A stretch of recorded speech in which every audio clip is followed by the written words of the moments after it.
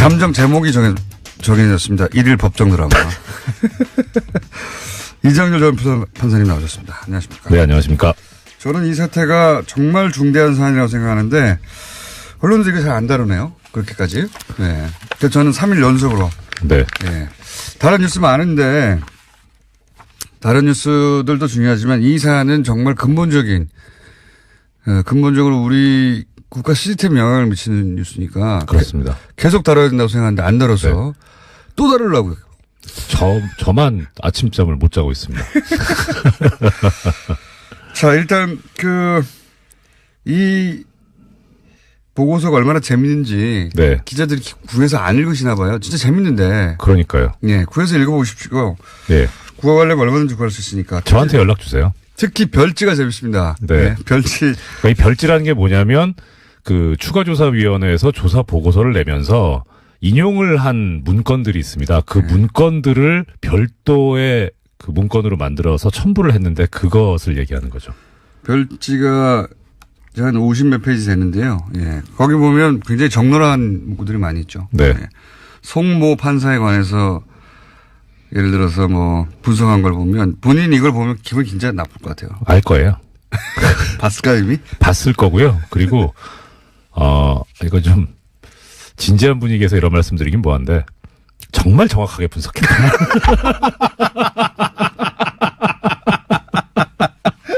죄송합니다. 혹시 제가 재판 중에 이분을 만나게 될지도 모르죠. 만날 일은 없습니까? 지금 당분간은? 예, 당분간 없습니다. 아, 그렇군요. 재판 네. 보직이 아니군요. 네. 자, 낄 때 안 낄 때 뭐 이런 거 표현도 등장하고 뭐 하여튼 이 부분에 관해서 조금 언급을 해드리면 예. 아예 별도로 이 송모 판사에 대해서 분석을 해놓은 건데 분석하게 된 이유가 자유 게시판에 자유 게시판이라면 이제 법원 내부 통신망의 게시판을 말합니다. 글 썼다고 이거 분석한 거예요. 글 썼다고. 이 사람이 어떤 사람이 이런 글을 쓴 거야? 이렇게 된 거예요. 그 글을 이제 여러 개를 쓰니까 그러니까 분석을 했는데 먼저 제일 처음에 나오는 부분이 프로필이 나옵니다. 그런데 이 문건에서는 프로필을 별첨했다라고 했는데 그 별첨 자료가 사라져 있습니다. 네. 그런다고 이 사람이 누군지 모르냐. 알죠. 연수원 34기고요. 그리고 우리법연구회와 국제인권법연구회 핵심 리더. 네. 이 문구는 어디에 나오냐면 별도의 문건에서 나옵니다. 이 송판사가 워낙 활약을 많이 했기 때문에. 네. 그래서 이렇게 표현을 합니다. 각종 소모임을 결성하고 국제인권법연구의 현 활동 방식은 우리법연구에서 구축한 활동 방식을 그대로 따른 것이다. 이렇게 분석을 해놨는데요. 제가 이제 이걸 읽다가 느낀 거, 이거 간첩 분석하듯이 분석해놨어요. 맞아요. 예. 네. 이 사람은, 어떤 사람이니까 이런 글을 쓰는데 어떻게 상대해야 되고 이런 식으로 분석을 해놨어요. 예전에 MBC에서도 그랬습니다만, 사측에서 노동조합 이렇게 뭐라 그래야 되죠? 분쇄. 예.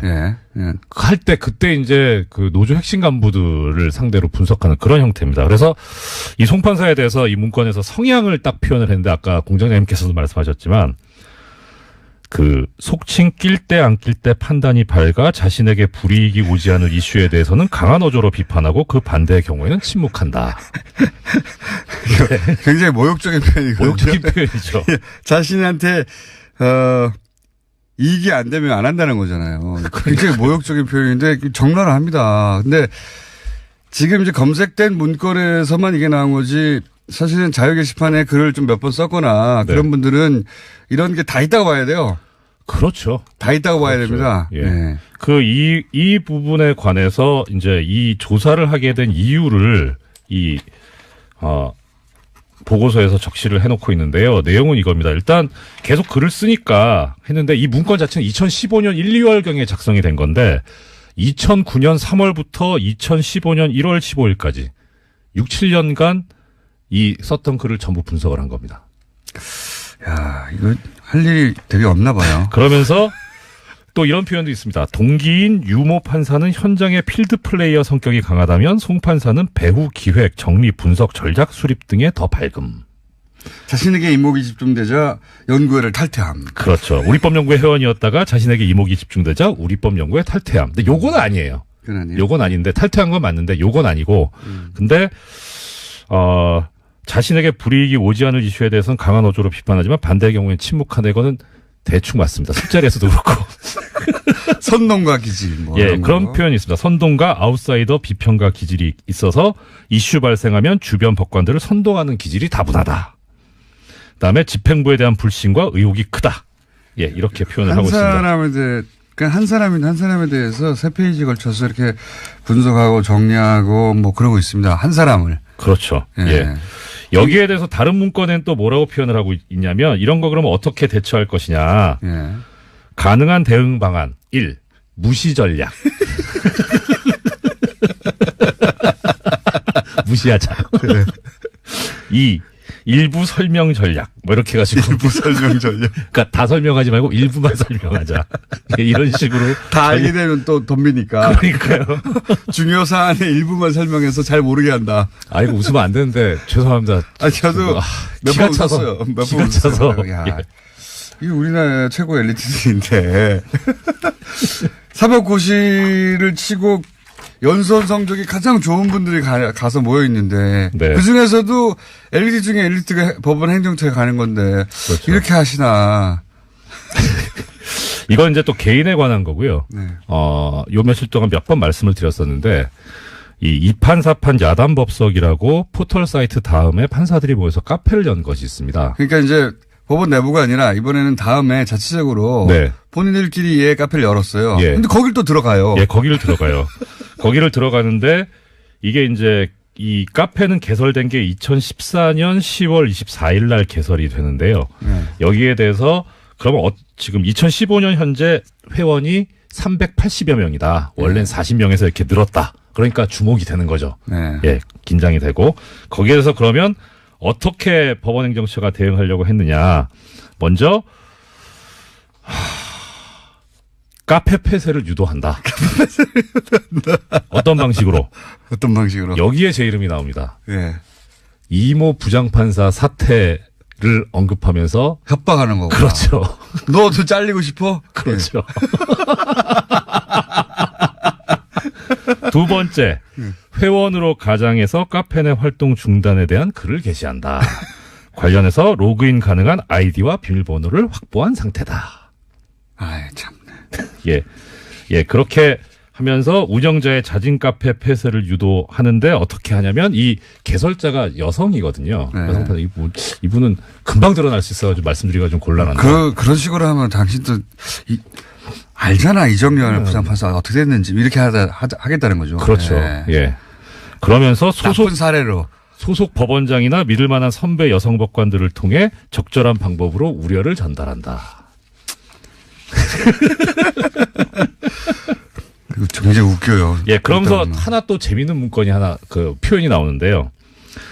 이 카페 활동과 관련해서 이제 법관 윤리 강령에 위반되는 게 아니냐 해서 징계를 검토를 했던 모양이에요. 네. 그래서 이 법관 윤리 강령들을 쭉 검토를 하는데 그 중에 권고 의견 5호라는 게 있습니다. 네. 그 권고 의견 5호에서 5호에 위반이 되는지 여부에 관해서 검토를 했는데 거기에 이런 문구가 나옵니다. 권고 의견 제5호는 우리법 연구회를 타깃으로 마련된 의견이다. 그래서 특정 연구회를 타깃으로 강령을 법을 만들어 버린 거죠. 이들이. 제재를 하려고 했는데 규정이 없으니까 규정을 아예 만들어낸 거군요. 예, 그렇죠. 그래서 맨 마지막 결론 가능한 조치.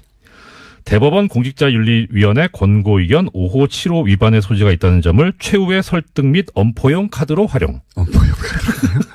협박하겠다고 계획을 세웠던 거죠. 이런 수준으로 사실은 뒷조사를 하고 끊임없이 캐고 그리고 네. 협박을 하고 자기들 뜻과 다른 판사들은 이제 압력을 가하고 혹은 행사재판에서 배제하고 예. 그 사찰하고 실행 옮긴 거잖아요, 다.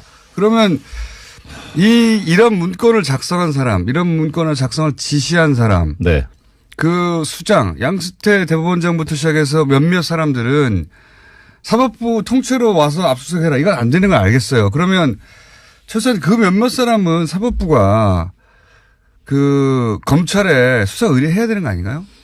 당연히 그래야 되는데 네. 근데 뭐 며칠 전에도 말씀드렸습니다만 일단 모냥 빠지니까. 그 판사들의 모양 빠지는 건 알겠는데 예. 그런 내부 분위기는 없습니까? 이거는 수사 의뢰에서 확실히 뿌리 뽑고 가자라는 판사들의 내부 의견은 없어요? 지금 뭐 여기 그 사찰당해가지고 문건에 나오는 차성환 판사 같은 경우에 네. 워낙 유명해졌으니까 실명 공개하고요. 이분은 이제 얘기를 하는 게 뭐냐면 일단 컴퓨터의 비밀번호를 건 심의관들한테 비밀번호를 제공하라는 명령을 대법원장이 해야 된다. 그건 너무 당연한 것 같아요. 이거를 따르지 않으면 별도의 징계 절차를 거치거나 그때 고발을 하고 네. 그리고 거기에 따라서 검찰 수사가 이루어졌으면 좋겠다. 그래서 검찰 수사까지는 예상을 하고 있는 것 같아요. 이 제안을 하고 있는 것 같고. 그건 이제 차상환 판사의 의견인데 제 말은 예. 그런 의견에 다른 판사들이 사실 동조해주고 힘을 실어줘야. 그렇죠. 대법원장이 이제 그 안에서 자기 마음대로 할 수 없는 부분도 있잖아요. 분위기에 따라서. 네.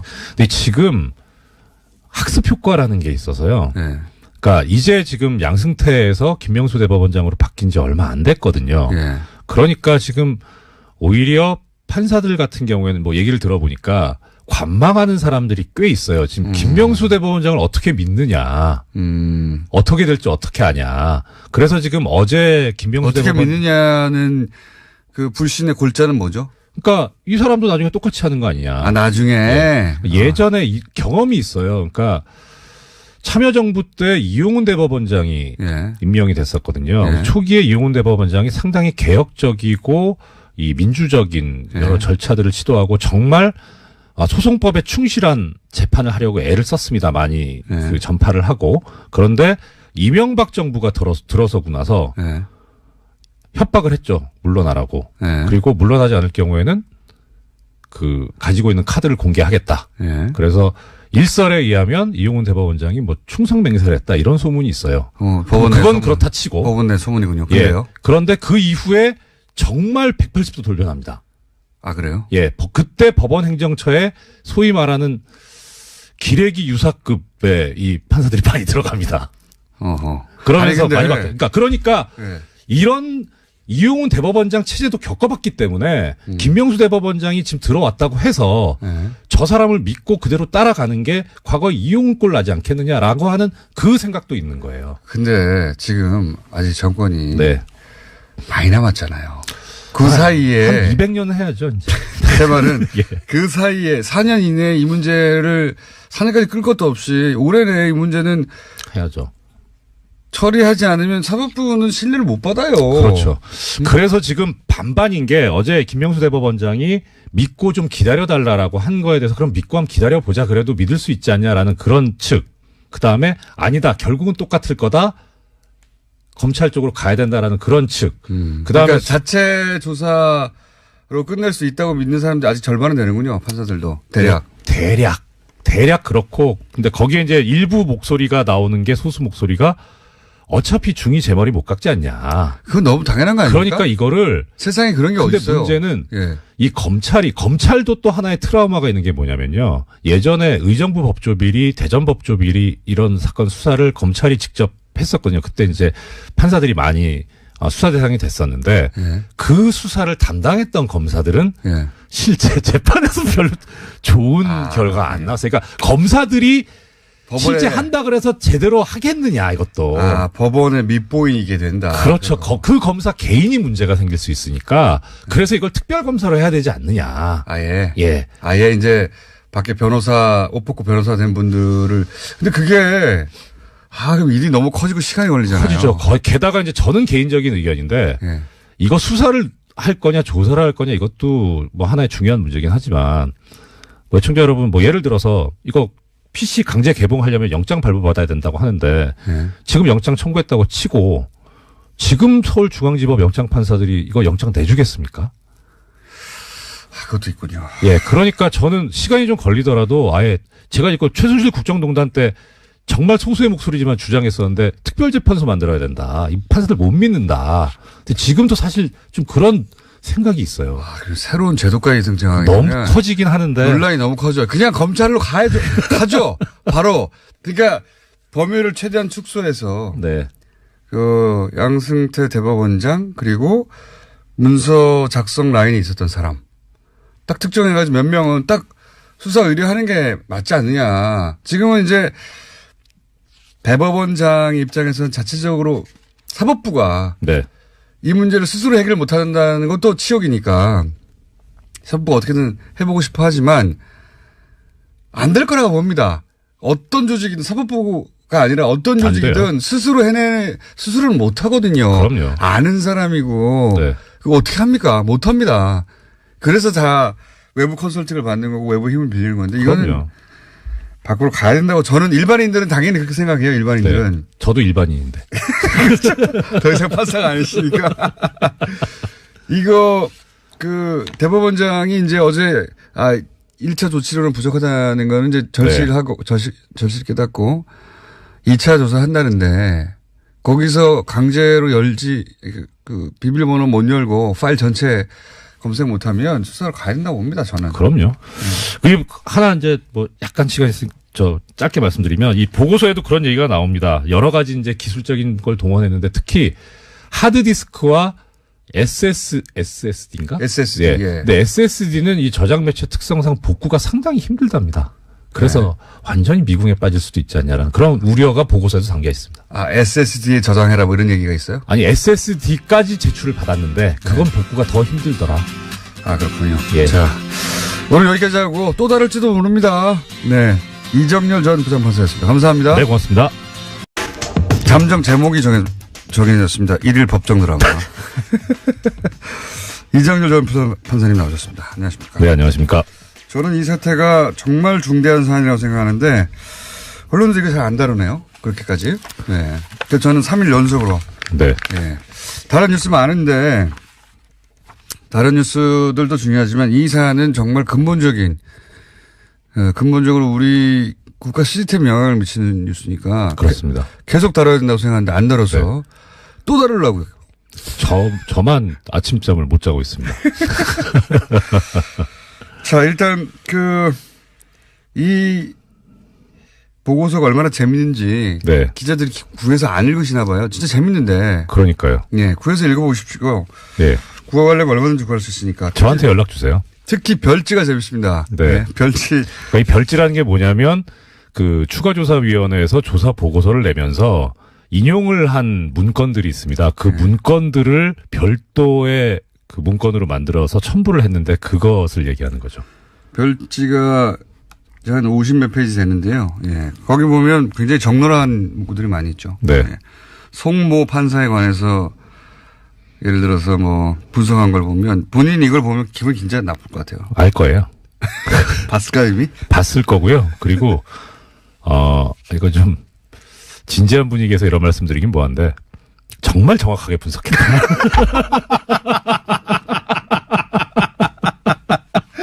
죄송합니다. 혹시 제가 재판 중에 이분을 만나게 될지도 모르죠. 만날 일은 없습니까? 지금 당분간은? 예, 당분간 없습니다. 그렇군요. 재판 네. 보직이 아니군요. 네. 자, 낄 때 안 낄 때 뭐 이런 거 표현도 등장하고 뭐 하여튼 예, 이 부분에 관해서 조금 언급을 해드리면 예. 아예 별도로 이 송모 판사에 대해서 분석을 해놓은 건데 분석하게 된 이유가 자유 게시판에 자유 게시판이라면 이제 법원 내부 통신망의 게시판을 말합니다. 글 썼다고 이거 분석한 거예요. 글 예. 썼다고. 이 사람이 어떤 사람이 이런 글을 쓴 거야? 이렇게 된 거예요. 그 글을 야. 이제 여러 개를 쓰니까 그러니까 분석을 했는데 먼저 제일 처음에 나오는 부분이 프로필이 나옵니다. 그런데 이 문건에서는 프로필을 별첨했다라고 했는데 그 별첨 자료가 사라져 있습니다. 네. 그런다고 이 사람이 누군지 모르냐? 알죠. 연수원 34기고요.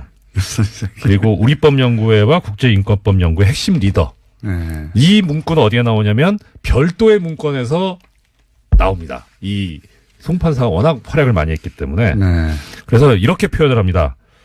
각종 소모임을 결성하고 국제인권법연구회 현 활동 방식은 우리법연구회에서 구축한 활동 방식을 그대로 따른 것이다. 이렇게 분석을 해놨는데요. 제가 이제 이걸 읽다가 느낀 거, 이거 간첩 분석하듯이 분석해놨어요. 맞아요. 예. 네.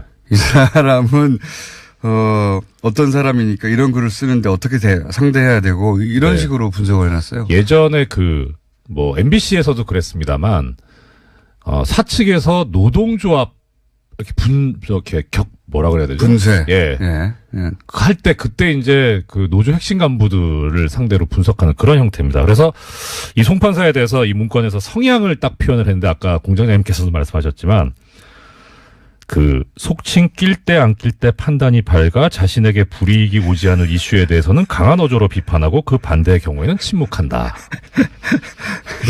굉장히 모욕적인 표현이거든요. 모욕적인 표현이죠.